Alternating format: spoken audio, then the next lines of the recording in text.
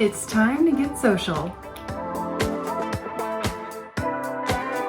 Hey friends, Jill here and welcome back to The Market Vibe. Thanks so much for being here. If this is your first time, don't forget to hit subscribe and ring the bell to receive notifications on our future videos.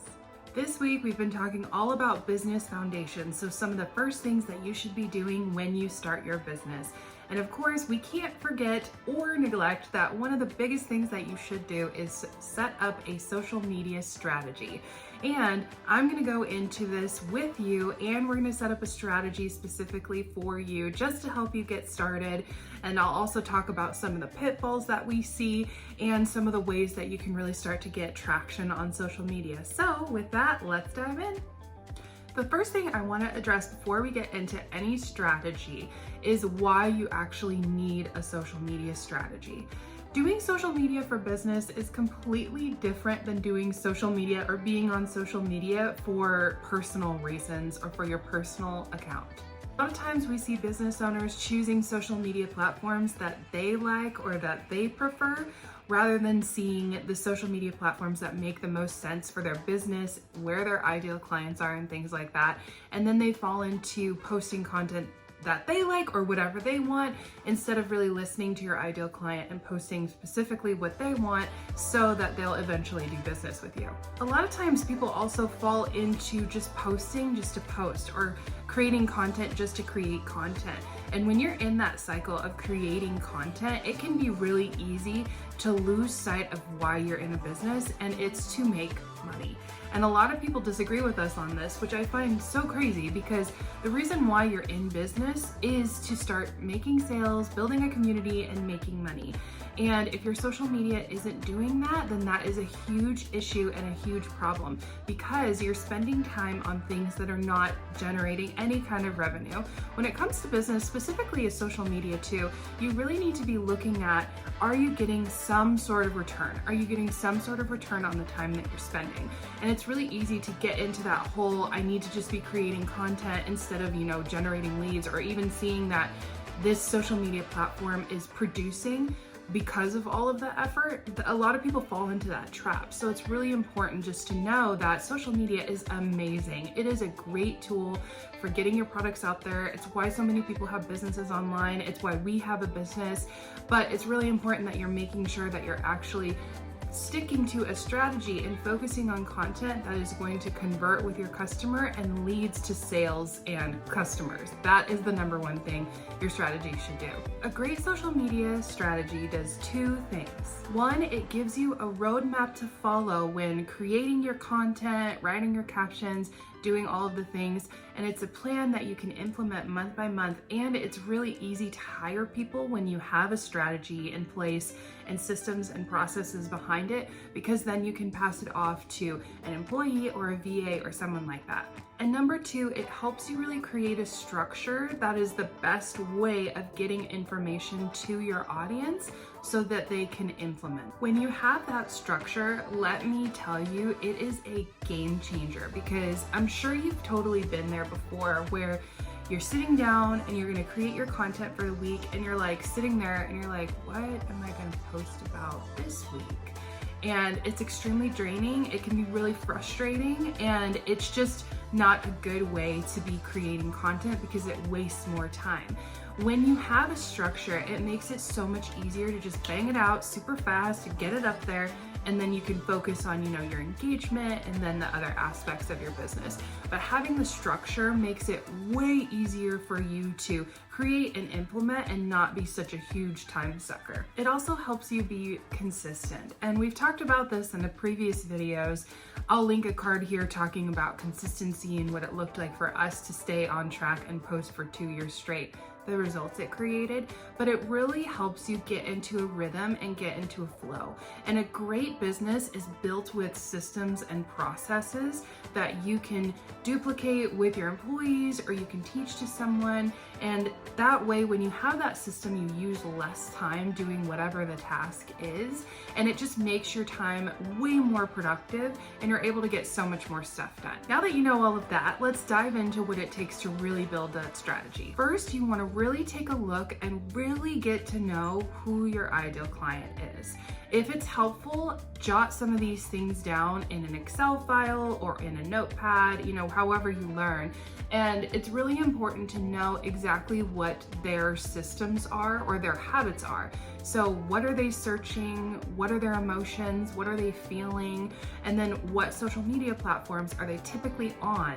And what information are they looking for? So if they're looking for specific information, where are they finding it? And if they are going to a social media platform, which one is it? That's what you really need to hone in on, especially if you're brand new and you just want to do one social media platform to get yourself started. Figure out where people are going to find services or products like yours, and then really start there. Just start there. And you can really decide if you want to just focus on that one platform, or if you have the capacity to do multiple platforms, like 2 to 3 social media platforms. It's totally up to you and what you think you can handle, especially if you're new and you're working on your own. But if you have a team or if you have a VA, I would absolutely recommend, shooting for 2 to 3 social media platforms that you can be consistent on and going from there. Now, if you only have the time for just one social media platform, I would definitely focus on the one that's going to get you the most leads and sales, not necessarily the most likes and follows. And remember, likes and follows are great, but sales are more important. That means that you're actually connecting with someone. They trust you enough to come to your site, do business with you, buy your product, inquire about your services, or book you, or whatever it is that you do. The main thing is that there is some sort of conversion, and don't get lost in that whole chase of likes and followers.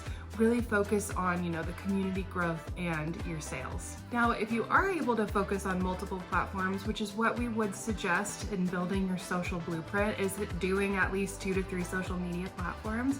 We're going to teach you our exact strategy and how we help our clients and how we've helped ourselves make multiple, 6-figure incomes just based on this strategy. Now, if you do have the capacity to focus on more than one platform, which is what we would highly, highly recommend, then I'm going to teach you the exact strategy of what we do that have increased sales overall. Okay, so get ready, let's dive in.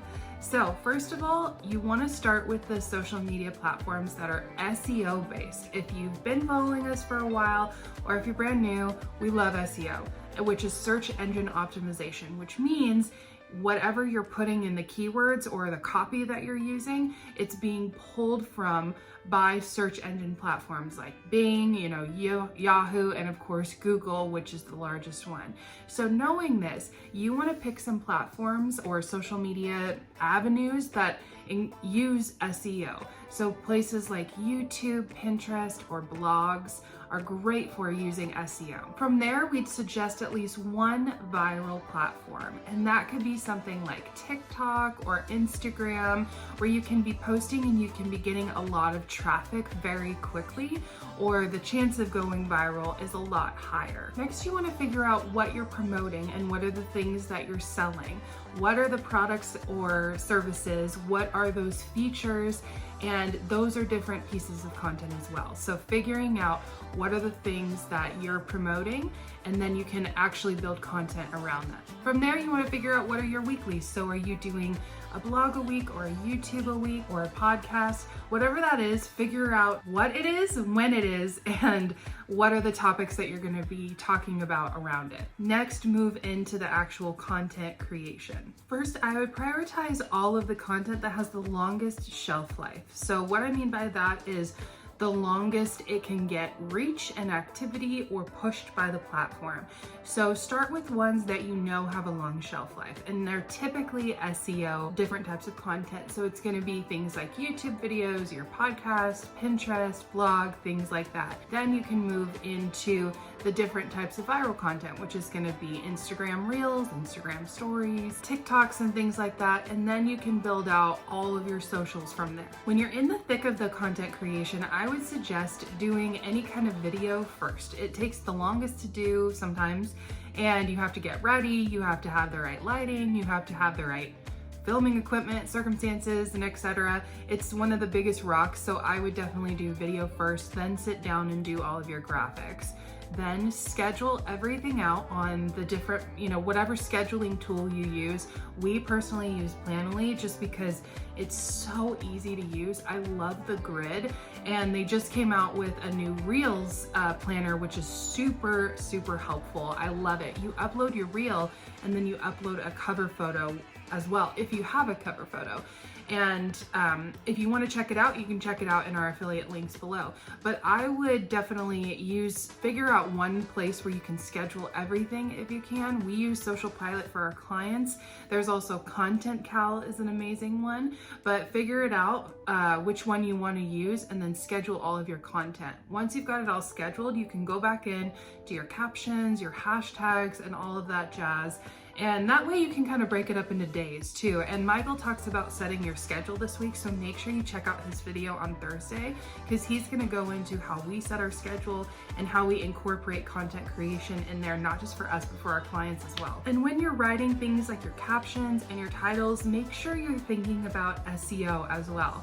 So it's really important to have like a list of all of your SEO keywords or terms that work best for what you're selling and what your services are, and you want to be incorporating them as you're writing. Obviously you don't want to keyword stuff, but incorporating them in the writing, if you can fit like 2 to 3 in, even push it a little bit to 4, that's gonna be so helpful in helping you get recognized in the algorithm of these different platforms. And that's it. That's our strategy that we have figured out works the best for us over the years and for our clients.